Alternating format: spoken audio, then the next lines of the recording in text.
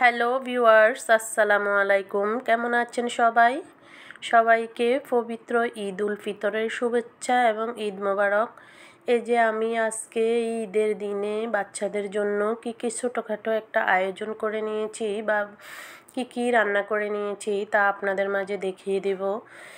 প্রত্যেক দিনেই তো আমি যা রান্না করি তার রেসিপি হিসাবে শেয়ার করি। আজকে আমি যা রান্না করে নিয়েছি আগেই তা সার্ভ করে আপনাদের মাঝে এই ছোটোখাটো বাচ্চাদের জন্য আয়োজনগুলো দেখিয়ে দিব।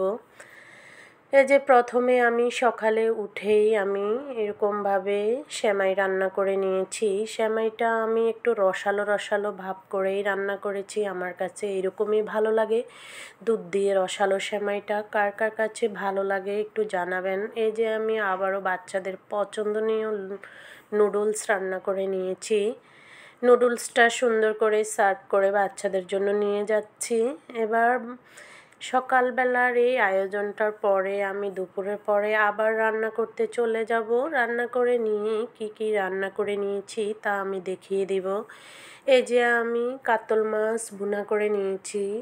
কাতল মাছ ভুনা করে নিয়ে আমি আবার দেখাচ্ছি যে দেশি মুরগির ডিম আমি সুন্দরভাবে একটু ফ্রাই করে নিয়েছি সিদ্ধ করে। এখানে আমি চিকেন রান্না করে নিয়েছি। চিকেনটা একটু হালকা ঝোল আকারে রান্না করে নিয়েছি। বাচ্চারা খুবই পছন্দ করে এরকম ঝোল চিকেনটা।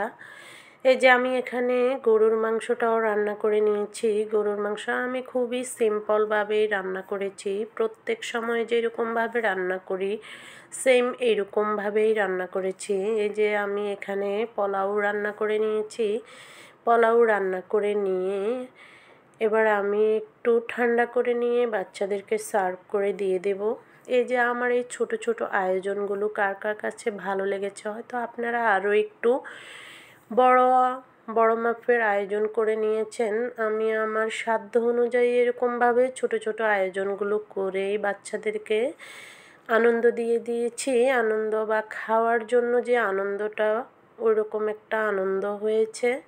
খুবই মজা এরকম ঈদে এরকম পোলাও দিয়ে মুরগি মাংসটা বাচ্চারা খুবই পছন্দ করে। তাই তো আমি এরকমভাবে চেষ্টা করেছি। এই যে একটি প্লেটে সুন্দর করে উঠিয়ে সার্ভ করে নিচ্ছি, দেখতেই পাচ্ছেন। সবাইকে ধন্যবাদ। আল্লাহ হাফেজ।